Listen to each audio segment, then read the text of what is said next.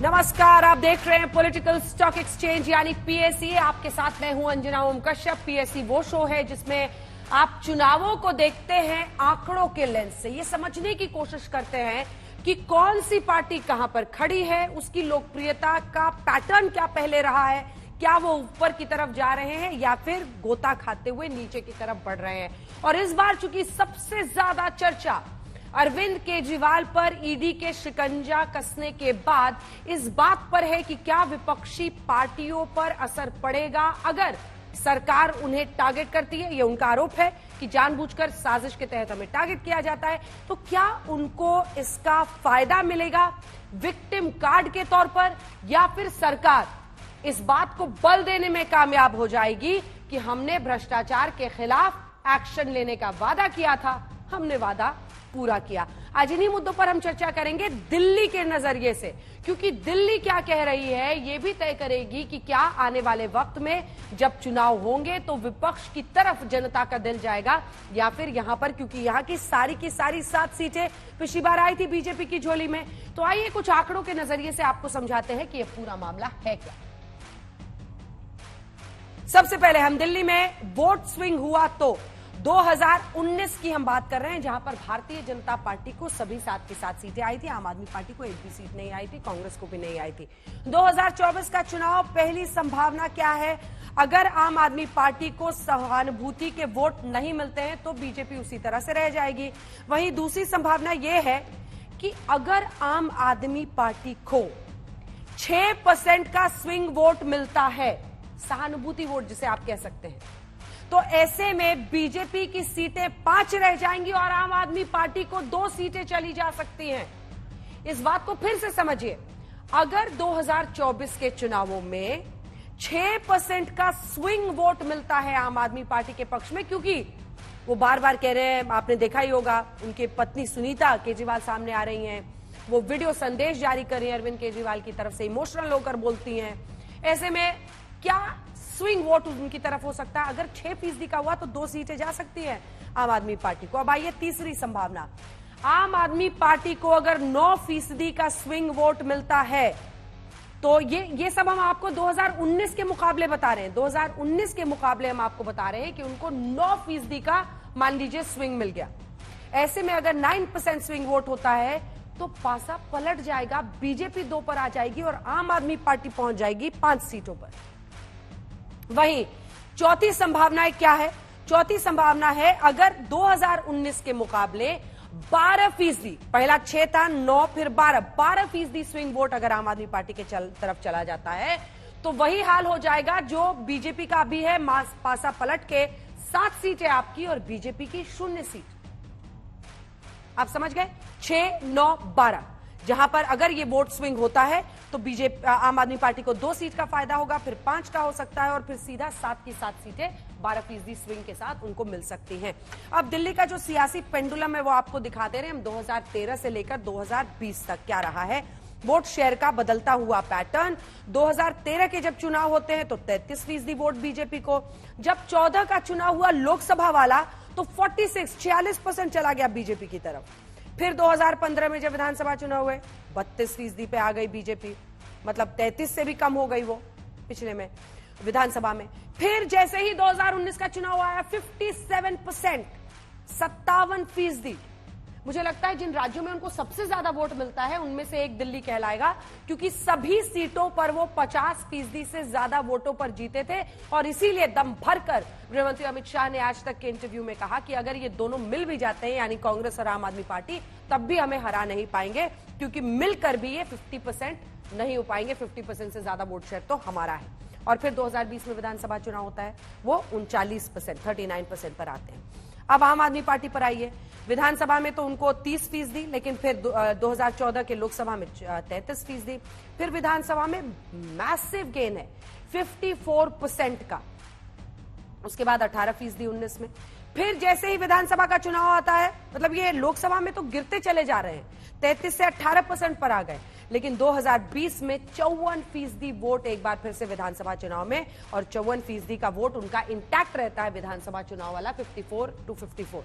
अब कांग्रेस पर आइए, 25, 15, 10, 23, 4, 2020 के विधानसभा चुनाव में 4% वोट आए थे कांग्रेस पार्टी को।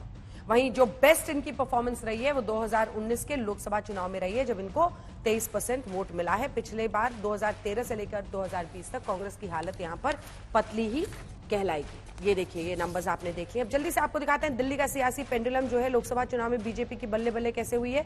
बीजेपी 33 से 46 ऐसे करके आगे बढ़ती चली गई है।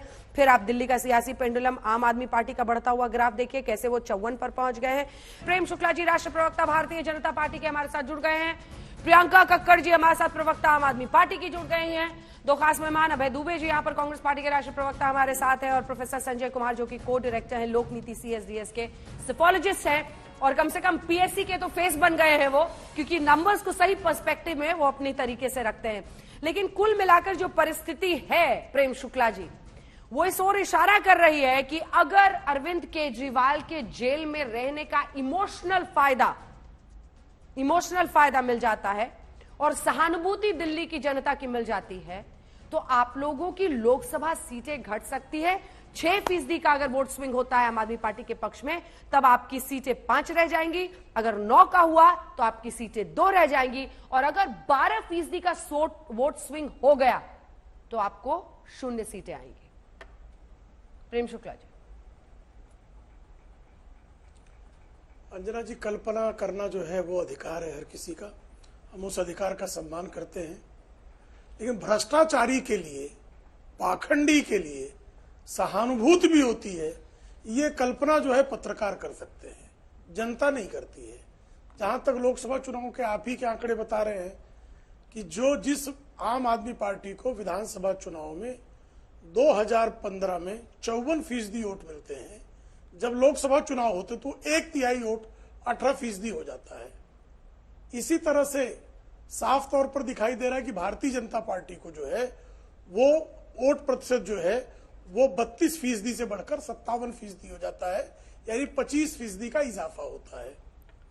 2024 के चुनाव में भी भारतीय जनता पार्टी इस बार 60% से अधिक वोट मिलेगी, और भारतीय जनता पार्टी 7 की 7 सीटें दिल्ली में फिर से जीतने में कामयाब होगी। जिन केजरीवाल ने भ्रष्टाचार के विरोध में अपने राजनीति को प्रारंभ किया था, आज वो भ्रष्टाचार के कारण जेल में है। जिन केजरीवाल ने कहा आरोप लगते ही त्यागपत्र देना चाहिए, वो जेल में जाने के बाद भी त्यागपत्र देने के लिए तैयार नहीं है। तो सहानुभूति की बजाय उनके प्रति दिल्ली की जनता में उनके द्वारा छले जाने का आक्रोश है, और वह आक्रोश लोकसभा चुनाव में निश्चित तौर पर प्रकट होगा। और इस बार जो है वो 10% भी आम आदमी पार्टी वोट पाएगी, इसमें आशंका है। सुनीता केजरीवाल जब सामने आती हैं तो प्रियंका जी ऐसा लगता है कि पूरा इमोशंस का एक ताना बाना वो बुनती हुई नजर आ रही है, जिसमें वो कहते हैं कि आंखें बंद कीजिए और भी तमाम चीजें। ऐसे में क्या आप लोग इमोशनल कार्ड इस बहाने खेलने की कोशिश कर रहे हैं और वो न्यूज में बने रहे, लगातार कुछ ना कुछ होते रहे? क्योंकि देखिए ना, मनीष सिसोदिया जी गए, उससे पहले सत्येंद्र जैन गए, अन्य लोग गए, मतलब आउट ऑफ पब्लिक मेमोरी हो गए। लेकिन अरविंद केजरीवाल के इर्द गिर्द ऐसा लगता है कि आपकी पार्टी एक स्ट्रैटेजी से काम कर रही है ताकि आपको चुनावों में वोट स्विंग मिले। क्या सही है? अंजना जी, सभी को नमस्ते। अंजना जी, अरविंद केजरीवाल जी हमारे टॉप मोस्ट लीडर हैं। वो खाली एक व्यक्ति नहीं, वो एक विचार है। हम लोग सब उनके साथ इसलिए जुड़े थे क्योंकि हम चाहते हैं कि दिल्ली के नहीं, देश के हर एक बच्चे को, चाहे अमीर हो या गरीब, बेहतरीन शिक्षा मिले, बेहतरीन स्वास्थ्य मिले। अंजना जी, जब सुनीता जी आती हैं, आप उनके बारे भी सोचिए। उनके हस्बैंड जेल के अंदर है, वो कट्टर देशभक्त है, और उनमें उनकी वाइफ में भी कितनी ताकत होगी कि वो सपोर्ट करती हैं ये विजन अरविंद केजरीवाल जी की। और ये व्यवस्था परिवर्तन की कठिनाइयां हैं जो हम भुगत रहे हैं। ये सबको पता है कि दिल्ली एकमात्र राज्य है आज पूरे देश में जहां 2024 में भी 24 घंटा बिजली आती है। ये पूरे सबको पता है कि दिल्ली एकमात्र राज्य है जो सरकारी राजस्व बढ़ा, क्योंकि यहाँ के नेता ईमानदार हैं, जेबों में पैसा नहीं भरते। ये सबने देख लिया कि जिस शरद चंद्र रेड्डी को भाजपा साउथ लिकर लॉबी का किंगपिन बुलाती थी, वो तो भाजपा को रिश्वत दिया अरेस्ट होने के बाद 60 करोड़ की, तब जाके कहीं वो सरकारी गवाह बना, तब जाके उसकी बेल हुई और ईडी ने आपत्ति नहीं की कमर दर्द पे। ये सबको पता है आज कि बयान के आधार पे इन्होंने पीएमएलए कानून में ऐसे संशोधन कर दिए कि एक बयान के आधार पे जिससे चांदनी चौक के चोर को अरेस्ट ना किया जाए, आपने एक सिटिंग मुख्यमंत्री को अरेस्ट किया है।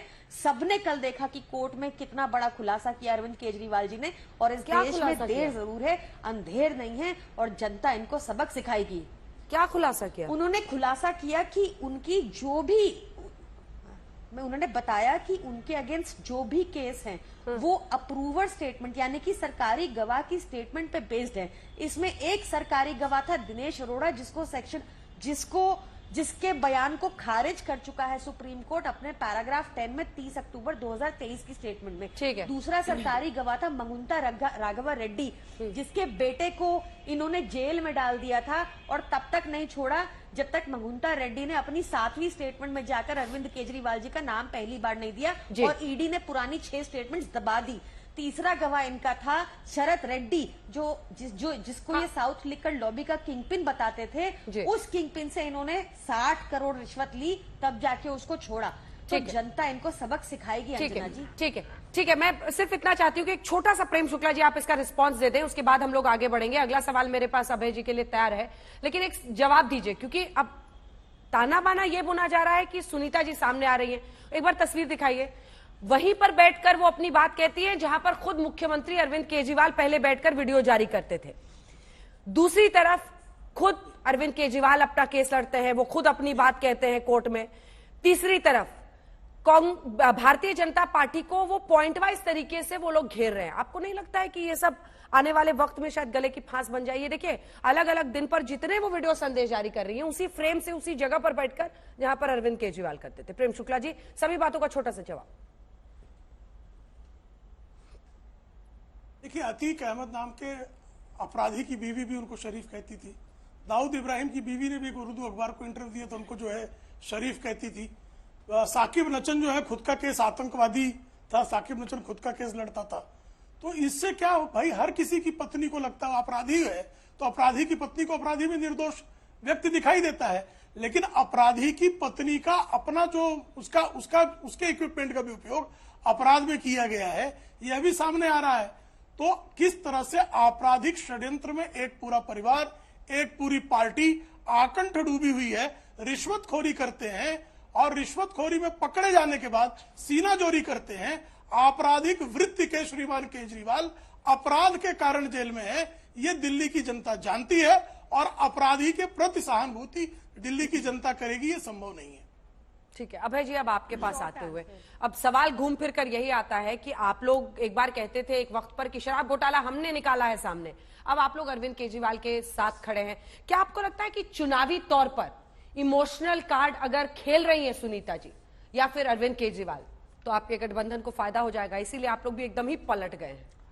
देखिए, एक तो मैं थोड़ा सा आपके डेटा को दुरुस्त कर दूं, 4 सीटें आप पार्टी जीतेगी और 3 कांग्रेस पार्टी जीतेगी। गठबंधन है हमारा। हाँ, जो आपने 7 आपको कहा, और दूसरा अगर 12% वोट स्विंग होता है तो आप कह रहे हैं 4 और 3 हो जाएगा। 12% वोट स्विंग होता है। हमारा 23% वोट शेयर 19 में था, इसलिए उस बिना पर भी बहुत भावनात्मक बात तो प्रधानमंत्री जी ने भी की। अभी मैं सुन रहा था प्रधानमंत्री जी को, अमृता जी से बात की बंगाल में कि अमृता जी, मैं चाहता हूं कि एक लीगल एडवाइस लूं, और ये जो ईडी ने जो जब्तियां की है 3000 करोड़ रुपए की, क्या उसको जनता में बांटा जा सकता है? प्रधानमंत्री जी उसी दिन, जिस दिन आपने ये बात की ना, टेलीविजन पर देखकर मैं भी बड़ा भावुक हो गया, लेकिन दूसरे क्षण समाचार आया कि बेल्लारी के रेड्डी बंधु को गले लगा लिया भारतीय जनता पार्टी ने। 35,000 करोड़ रुपए भारत सरकार के उसने का आयरन ओवर्स के खाने का उस पर आरोप था। सीबीआई के 9 मुकदमे हैं, और 4 महीने पहले सीबीआई कोर्ट में सीबीआई ने एक लिस्ट सौंपी 124 संपत्ति की, बेशकीमती संपत्ति की, और सीबीआई से कहा कि साहब ये जब्त कर ली जाए। सीबीआई ने कहा प्रधानमंत्री जी की 2009 के बाद की जितनी संपत्ति है 77 संपत्तियां जब्त कर ली, प्रधानमंत्री जी वहां से प्रारंभ कीजिए। मुझे दुख हुआ।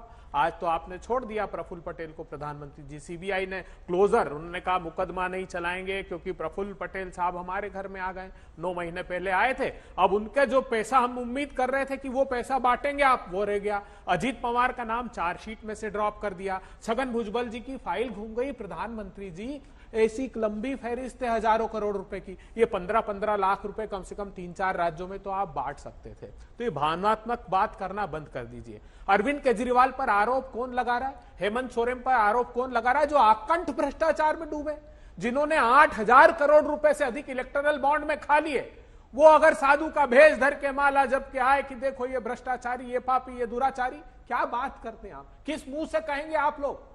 क्या चंदे का धंधा किया, चंदा लेकर धंधा दिया, और शेल कंपनियों से। मुझे दुख हुआ, प्रधानमंत्री जी कहते थे सारी शेल कंपनियां बंद कर दी। अब खुलासा हो रहा है कि जो 130-30 करोड़ रुपए की शेल कंपनियां, उनसे भी 400-400 करोड़ रुपए ईडी सीबीआई के छापे डलवा के ऐंठ लिए। किस मुंह से आप बात करेंगे भ्रष्टाचार के खिलाफ प्रधानमंत्री जी? तो ये बंद कर दीजिए। मुझे लगता है कि क्यों कर रहे हैं ये लोग। हेमंत सोरेन को जेल में डाल दिया, केजरीवाल जी को जेल में डाल दिया, वहां पर शिवसेना को तोड़ दिया, एनसीपी को तोड़ दिया, बिहार में जेडीयू को तोड़ के आप ले गए, बीजेडी क्या छापे मारे। देखो आश्चर्यजनक रूप से बात, वहां पर जिनकी राज्यसभा का चुनाव था अश्विनी वैष्णव का, 22 इनके पास सिर्फ वोट थे, 22।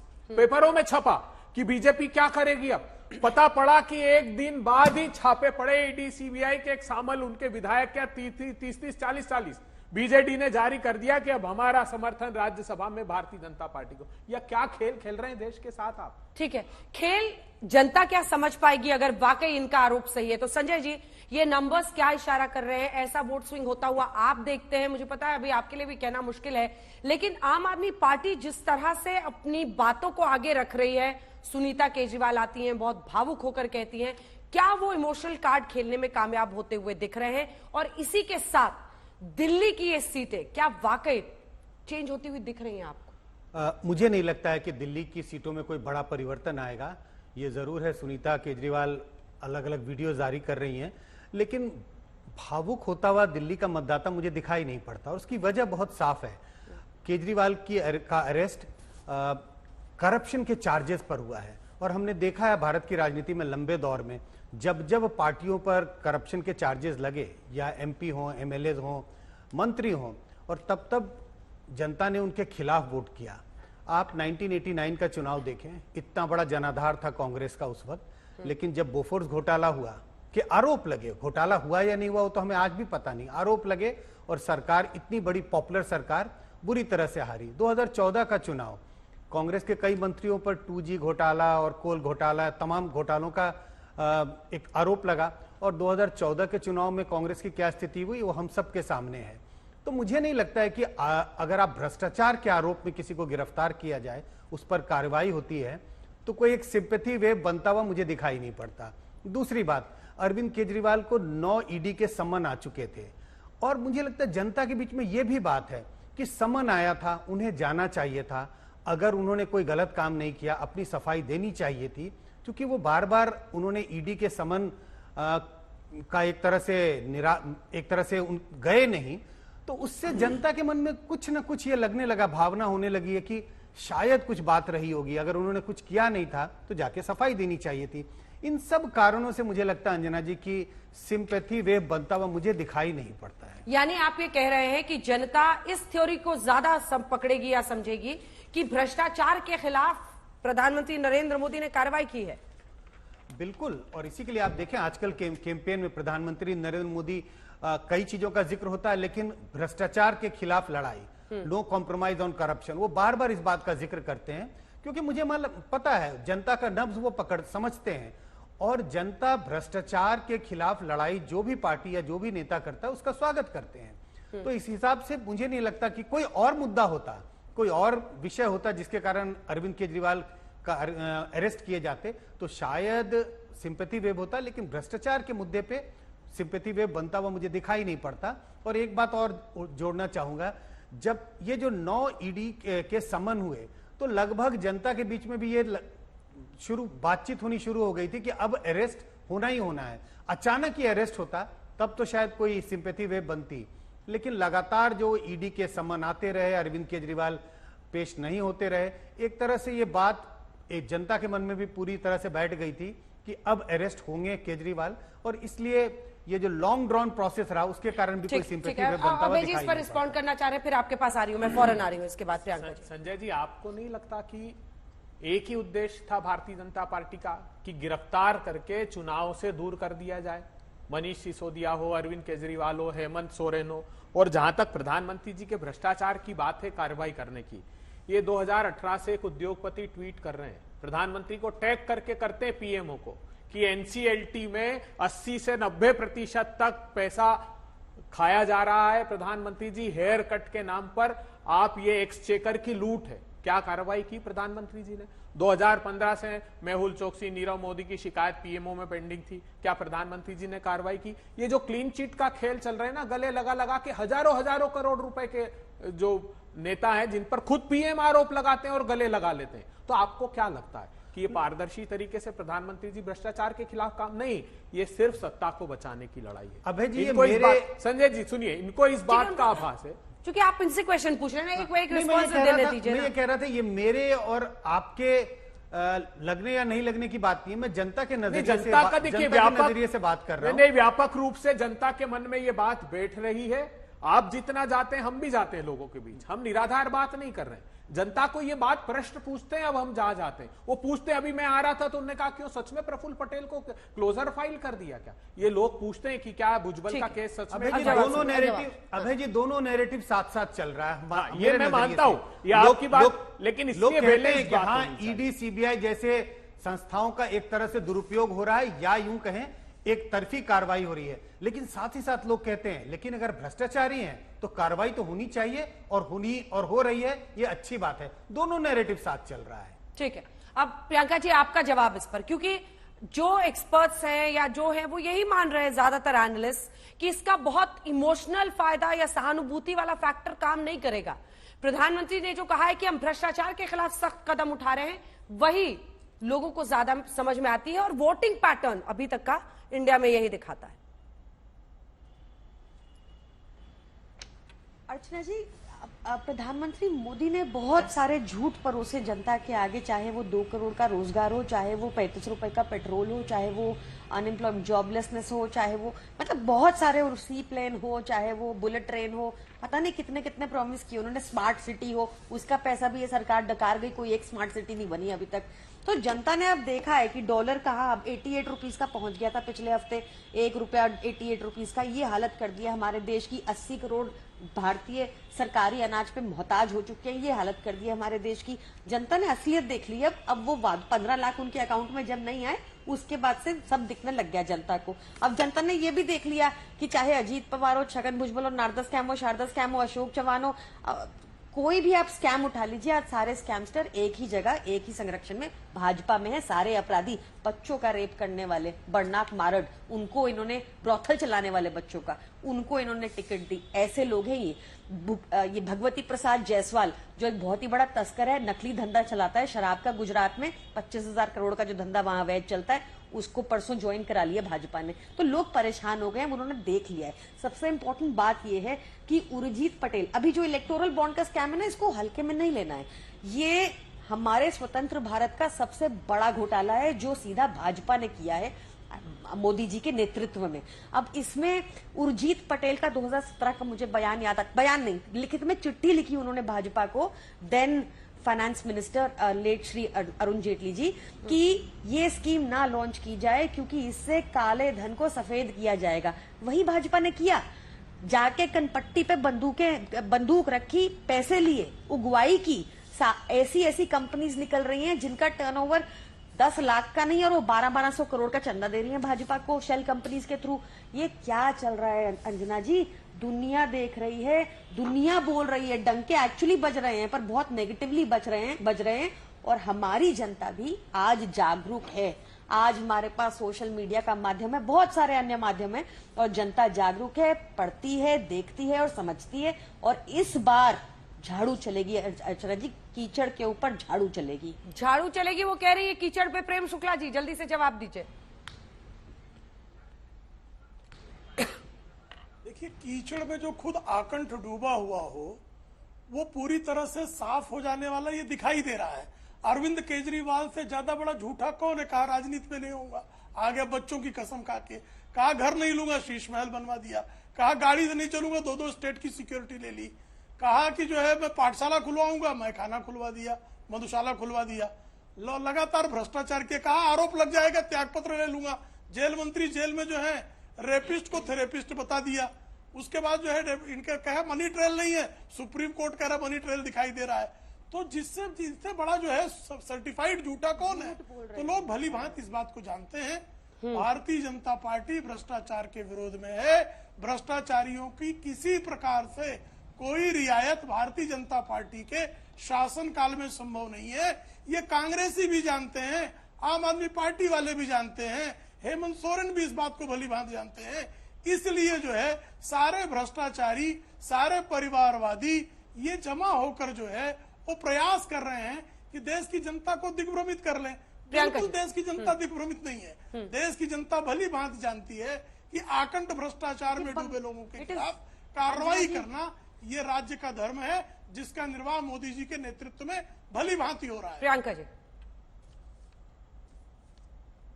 Anjana ji, it is too rich coming from Bangaru Laxman का पार्टी की ये भ्रष्टाचार पे अटैक कर रहे हैं। हमारे देश में जब से भाजपा की सत्ता आई है, करप्शन परफॉर्मेंस इंडेक्स होता है, उसमें हम बढ़ चुके हैं, उसमें हम और करप्ट हो गए हैं दिखाता है। अब इन्होंने हमारे मुख्यमंत्री अरविंद केजरीवाल जी, जो एक कट्टर ईमानदार नेता हैं, उनके अगेंस्ट एक बयान पर उनको प्रताड़ित किया जा रहा है, लगातार लीगल प्रोसेस में फंसाया जा रहा है। जो ये 100 करोड़ की बात हो रही है वो सुप्रीम कोर्ट ऑलरेडी खारिज कर चुकी है पैरा 12 में अपनी 30 अक्टूबर 2023 की जजमेंट में। ये बार बार क्या करते हैं, आज बोलेंगे अंजना जी ने 5 करोड़ खाया, अंजना जी के ऊपर पीएमएलए। जब आप सुप्रीम कोर्ट पहुंच जाएंगी बहुत प्रताड़ना के बाद और कोर्ट कहेगा नहीं 5 करोड़ तो अंजना जी ने नहीं खाया, फिर ये किसी और पे नाम लगा देते हैं, संजय सिंह पे लगा देते हैं। वही केस सब पे चले जा रहा है, वही एलिगेशन पे जो ऑलरेडी खारिज हो चुकी है। ऐसा इन्होंने कानून बना दिया है, इतना ये प्रताड़ित कर रहे हैं। देर है भगवान के यहाँ, अंधेर नहीं है अंजना जी। ये सब जेल के पीछे होंगे, जैसे ही इंडिया गठबंधन जीतेगा ये सब सबसे पहले भाजपा जेल के अंदर होंगे। लेकिन अभय जी देखिए, आप ही की पार्टी के कई लोग हैं, जिसमें कार्ति चिदम्बरम से लेकर बहुत सारे, शिवसेना के आप संजय राउत को देखिए, इन सबको ईडी के ही केसेस में बेल मिली है। तो बेल तो ऐसा नहीं है कि एकदम ही नहीं मिलती है। एक लाइटर नोट पर प्रियंका जी की बात का मैं पहली बार खंडन कर रहा हूं। प्रियंका जी, अंजना जी के पास 5 करोड़ नहीं है और ना निर्मला सीतारमण के पास है, नहीं तो चुनाव लड़ लेते ये लोग। इसलिए आपका ये आरोप मैं खारिज करता हूं। आपका गंभीरता से जवाब 5 करोड़ में चुनाव लड़ लेता है आजकल। नहीं, आप देखिए, वो तो चुनाव आयोग की तो और कम सीमा है, हम उस पर बात नहीं कर सकते। संजय जी भी मुस्कुराने लगे। संजय जी, लेकिन 5 करोड़ कितना लगता है सर? बताइए, कुछ बताइए, कितना लगता है चुनाव लड़ने में? जब निर्मला सीतारमण जी की हैसियत नहीं तो आप और हम किस खेत की मूली है साहब? कहां बात ही नहीं करना उस विषय पर जो हम अफोर्ड नहीं कर सकते। देखिए, ये क्या कह रहा है सुप्रीम कोर्ट, क्या खेल चल रहा है? ये क्या करते हैं कि जब 1.5 साल से लोगों को जमानत नहीं हो रही है, जिस केस में जमानत नहीं होने देना चाहते हैं, जब वो बेल एप्लीकेशन लगाता है, ये चले जाते हैं और कहते हैं साहब एक सप्लीमेंट्री चार्जशीट है, अभी तो और चार्ज हमारे फ्रेम हुए हैं, इसलिए आप बेल मत दीजिए। तो सुप्रीम कोर्ट ने कहा कि ये खेल खेलना बंद कर दीजिए आप। ये बहुत ही ऐसी टैक्टिक्स को एडॉप्ट करते हैं कि ये चाहते हैं कि चुनाव के लिए टाइम बाय कर लेना। अभी बात कर रहे थे कि केजरीवाल जी ने ये नारे दिए, प्रधानमंत्री जी के 10 साल के 10 नारे सिर्फ याद करिए प्रेम शुक्ला जी। देश नहीं झुकने दूंगा, एक लाइन का उत्तर है कि चीन भारत की सीमा में घुसकर बैठा है, किसानों की आमदनी 2 गुनी कर दूंगा, रोंद कर मार दिया, 27 रुपए आमदनी कर दी, 2 करोड़ रोजगार दूंगा, 12 करोड़ रोजगार छीन लिया। ऑक्सफैम की रिपोर्ट है, न खाऊंगा न खाने दूंगा। इलेक्टरल बांड का गोरख धंधा सबके सामने आ गया है। मेक इन इंडिया, $118 मिलियन का चीन से इंपोर्ट कर दिया, हमारा एमएसएमई तबाह कर दिया। अच्छे दिन लाऊंगा। हाँ, एक जरूर नारा फलीभूत किया इन्होंने कि मोदी जी को लाने वाले हैं, अच्छे दिन आने वाले हैं। हमको पता ही नहीं था कि ये गाना विजय माल्या, मेहुल चोकसी, नीरव मोदी, अजीत पवार, अशोक चौहान, ये सब लोग गा रहे थे। बाद में इस बात का आभास होता है 10 साल बाद। महंगा, अब की बार महंगाई बहुत हुई, महंगाई की मार। प्रधानमंत्री जी, अपने 10 नारों को आप याद कीजिए। और सबसे जो बड़ी बात है भ्रष्टाचार के खिलाफ कार्रवाई की, तो 5,35,000 करोड़ रुपए के बैंक फ्रॉस्टर्स, 5,38,000 रुपए का एनसीएलटी का स्कैम जिसकी बात हर्ष गोयनका जी कर रहे हैं, 14 लाख करोड़ रुपए धन्ना सेठों के राइट ऑफ की, और ये तो बहुत बड़ा निर्मला सीतारमन जी के पति ने कहा है, हमारी देश की वित्त मंत्री के हस्बैंड कह रहे हैं कि बहुत भीषणतम बड़ा स्कैम ठीक है। है, आपकी इजाजत हो तो ये वाला पेपर मैं ले लूं जिसमें आपने सारे मुद्दे लिखे हैं। नहीं, अच्छा कुछ और लिखा है, पढ़ा हुआ था। मैं तो सिर्फ चाह रही थी कि संजय जी को मैं एज इट इज पास करूं। मैं देश नहीं झुकने दूंगा से लेकर चीन देख रहा है, ये सब संजय जी। बेटी पढ़ाओ, ये भी मैंने नारे 2019 में यही सब इश्यूज उठाए गए थे। अब ऐसे में आपको लग रहा है कि इस बार ये इश्यूज चमत्कार कर पाएंगे? यही सब लिखा है। आपके पेपर से पढ़ना चाह रहे थे, वहां पर इमोटिव इशू था अंजना जी, इसलिए उस पे देश नहीं झुकने दूंगा, किसानों की आमदनी दोगुनी देश नहीं झुकने दूंगा, किसानों की आमदनी दोगुनी, 2 करोड़ रोजगार, न खाऊंगा न खाने दूंगा, चीन को लाल आंखें दिखाऊंगा, मेक इन इंडिया कर दूंगा, अच्छे दिन लाऊंगा, माँ गंगा ने बुलाया है, महंगाई की मार, बेटी बचाओ बेटी पढ़ाओ। ये 10 पॉइंटर्स इन्होंने लिखाए हैं। मैंने आपका बस पेपर लिया, पॉइंट वाइज लिख के लाते हैं, बहुत अच्छे प्रवक्ता है अपनी पार्टी के, लेकिन ये इश्यूज तो 19 में भी उठाए थे। देखिए, मुझे लगता है कि मुद्दे तो उठाए 19 में भी और 24 में भी उठाने की कोशिश कर रहे हैं। जितना अभय दुबे जी एक प्रवक्ता के तौर पर मेहनत कर रहे हैं, मुझे लगता है पार्टी के अगर कार्यकर्ता जमीन पर मेहनत करते तो शायद ज्यादा फायदा होता। मुद्दे उठाए जा रहे हैं, लेकिन इन सब मुद्दों का एक तरह से काट है प्रधानमंत्री नरेंद्र मोदी के पास, और वो काट क्या है? मैं कहता हूं एक बुके के रूप में वो पेश करते हैं जनता के बीच में, और वो बुके है नेशनलिज्म का, राष्ट्रवाद का बुके है जो जनता के सामने पेश किया जा रहा है। तो भ्रष्टाचार को भी नेशनलिज्म से जोड़ देते हैं उसमें। हाँ, और उसमें तमाम फूल हैं, अलग अलग तरह के फूल है उसमें। भ्रष्टाचार के खिलाफ लड़ाई है, हिंदुत्व है, राम मंदिर है, मजबूत सरकार है, तमाम तरह की चीजें हैं।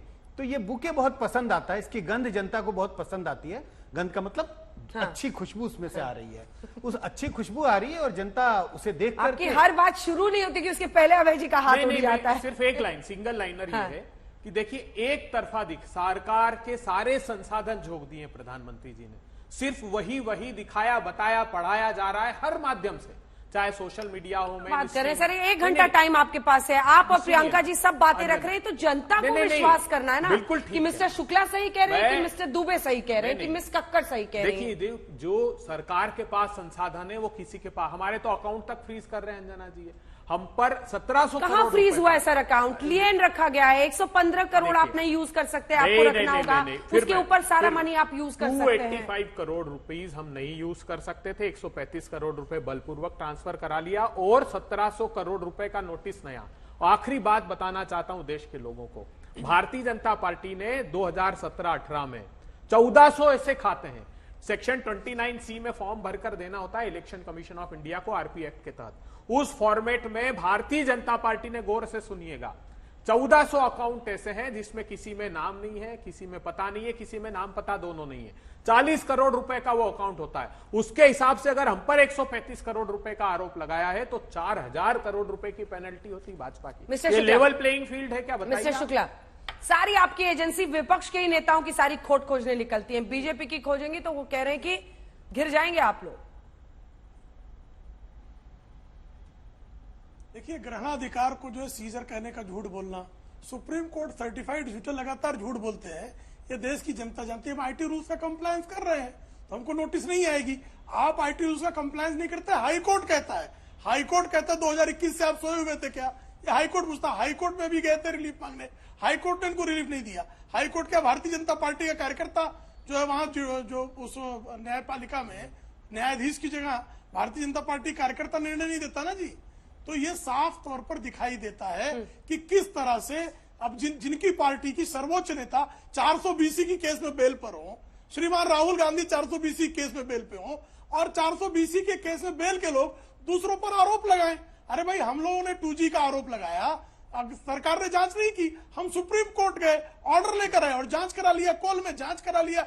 नेशनल हेराल्ड में श्रीमती सोनिया गांधी की 420 की जांच जो है वो मजिस्ट्रेट कोर्ट के ऑर्डर पे हुई है।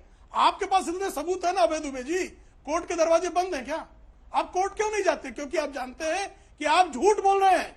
कोर्ट में आपके या झूठ मिनट भर भी टिकेगा नहीं, इसलिए आप कोर्ट में नहीं जाते हैं। आप सिर्फ जो है टेलीविजन पर आकर झूठ बोलते हैं। आप गौर से सुनिए, नेशनल हेराल्ड में 2015 में ईडी के एक अधिकारी ने, डायरेक्टर ने क्लोजर दिया था, उनको हटा दिया। भाई बेल पे अब है कि कोर्ट नहीं क्या श्रीमती कह रहा सोनिया है? गांधी ट्रायल कोर्ट 2016 से विशाल शेखर की कोर्ट ये कह रही है कि आपने हाई कोर्ट से स्टे क्यों उनको लिया? acquittal मैं दे दिया। तारीख पे तारीख देता हूं, Acquittal हो गया। आपने स्टे लेकर रख लिया। Discharge हो क्यों? गया। क्योंकि प्रमाण नहीं है। आखिरी बात बहुत महत्वपूर्ण है, आजाद भारत के इतिहास में भारतीय जनता अरे प्रमाण पार्टी है। एकमात्र राजनीतिक दल है जिसने चंदे के पैसे को कंपनी में इन्वेस्ट किया है। केनस्टार नाम की कंपनी में इन्वेस्टमेंट किया था, कैपिटल गेन टैक्स का नोटिस आया, कांग्रेस की आज सरकार तक के थी। स्क्रीन पर मिस्टर दुबे और मिस्टर शुक्ला है। जनता को तय करना है। मैं तो आपसे ये सवाल पूछ रही हूं दुबे जी, जहां पर वो पहुंचे थे, लेकिन आप लोग समझ नहीं पा रहे हैं। सवाल क्रेडिबिलिटी और विश्वास का है। अरविंद केजरीवाल तो फिर भी दिल्ली में विश्वास जीत लेते हैं जब विधानसभा चुनाव हो, लेकिन लोकसभा आते आते सारी की सारी जनता मोदी की तरफ चली जाती है। सवाल है क्रेडिबिलिटी का। सवाल है कि आज मिस्टर शुक्ला पर लोग ज्यादा इसलिए भरोसा करते हैं क्योंकि उनके नेता नरेंद्र मोदी हैं। आप कितना भी अच्छा बोलें, आपके सामने का नेतृत्व लोगों में नहीं इंस्पायर करता है विश्वास। इसमें क्या गलत है जो मैं कह रही हूं? अंजना जी, एक संस्कृत में कहावत है सनातन धर्म की, किंचित न शाश्वतम, हमेशा सब कुछ नहीं रहता। ये आखिरी बात, ये गलत फहमी में नहीं रहना चाहिए। सूर्य की सल्तनत शाम को अस्त हो जाती है, चांद तारों की हैसियत सुबह नजर नहीं आती। आप लोगों का भी अस्तित्व नहीं रहेगा। जो झूठ देश को परोसा प्रियंका है, जी, वो प्रियंका बेनकाब जी, होगा। ठीक है प्रियंका जी।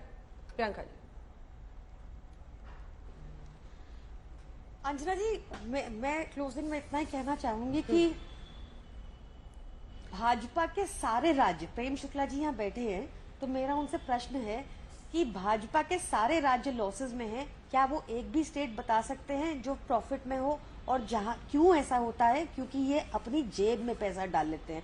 आज देश के ऊपर 200 लाख करोड़ का कर्ज चढ़ाया है भाजपा ने। आज ये हालत है हमारे देश की। ये बाहर आपको परोसते हैं, सब इवेंट मैनेजमेंट करते हैं, सब अच्छा दिखाते हैं, पर ऐसा है नहीं। इन्होंने देश को खोखला कर दिया है। संजय जी, देश का क्या सौहार्द इवेंट बिगाड़ा है। मैनेजमेंट से बीजेपी सिर्फ जीत रही है? ठीक है, नहीं, ये मैं नहीं मानता कि सिर्फ इवेंट मैनेजमेंट से बीजेपी जीत रही है। लेकिन हाँ, अगर आप चुनाव के प्रचार को इवेंट मैनेजमेंट कहते हैं, उसमें बीजेपी का कोई मुकाबला नहीं है दूसरी पार्टियों के मुकाबले। कुछ मुद्दे हैं जिसके सहारे बीजेपी का जनाधार बढ़ता है, और कुछ इवेंट मैनेजमेंट भी है, जिस तरह से चीजों को पेश किया जाता है। मुझे लगता है कम्युनिकेशन स्किल, अपनी बात को जनता तक आप कैसे पहुंचाते हैं आम भाषा में, जो जनता के मन में बैठ जाए। अब मैं बार बार ये सुनता हूं, कांग्रेस कहती है या विपक्षी पार्टियां कहती हैं लोकतंत्र बचाने का चुनाव है, ये लोकतंत्र बचाने का चुनाव है, ये संविधान बचाने का चुनाव है। मुझे नहीं लगता कि जनता के बीच में ये बात कोई एक जो जनता वोट डालने जाती है वो ये मानेगी कि लोकतंत्र को बचाना है, मतलब मेरा वोट इंपॉर्टेंट नहीं है। उन्हें लगता है लोकतंत्र में क्या गड़बड़ी है। बार 5 साल में चुनाव हो रहे हैं, राज्यों के चुनाव हो रहे हैं, बीजेपी कुछ चुनाव जीतती है और कई चुनाव विपक्षी पार्टियों ने भी जीते हैं, अगर आप राज्यों के चुनाव की बात करें तो। ये जो नैरेटिव है, इसी के लिए मैं कह रहा था कम्युनिकेशन स्किल, आप क्या लेके जाते हैं क्या और उसको नैरेटिव कैसे। बनाए है? क्या नैरेटिव बनाए है? बहुत मुश्किल है ये कह पाना कि क्या नैरेटिव मैं तो बनाएं। सोची थी कि अभय जी का काम थोड़ा आसान किया जाए। ये कह पाना बहुत मुश्किल है कि क्या नैरेटिव बनाएं। सिर्फ मोदी विरोध पर कांग्रेस या इंडिया अलायंस चुनाव के लिए चुनाव जीतना बहुत मुश्किल है। आपको एक ऑल्टरनेटिव देने की जरूरत है। मोदी विरोध, मोदी को हटाना है तो किस लिए, किसको लाना है और किस वजह से लाना है, ये पॉजिटिव नैरेटिव की जरूरत है। इलेक्टोरल अरिथमेटिक से 2024 का चुनाव इंडिया अलायंस नहीं जीत सकता। एक पॉजिटिव ऑल्टरनेटिव की जरूरत है और तभी शायद कुछ कर पाए। और आपके पास तो प्रेम शुक्ला जी 1 या 2 लाइन ही बोलने का वक्त बचा है। आपके पास तो नरेंद्र मोदी है, आपके लिए तो 1 to 10, 10 to 100 और 100 to 400 का रखा है ना आपने टारगेट। सब मोदी जी हैं। झूठे और भ्रष्टाचारी चाहे जितना कर ले वार, जी। मोदी जी के नेतृत्व में एनडीए होगी 400 के पार। आप सभी का बहुत धन्यवाद पीएससी में हमारे साथ जुड़ने के लिए। देश दुनिया के बाकी खबरों के लिए आप देखते रहिए आज तक।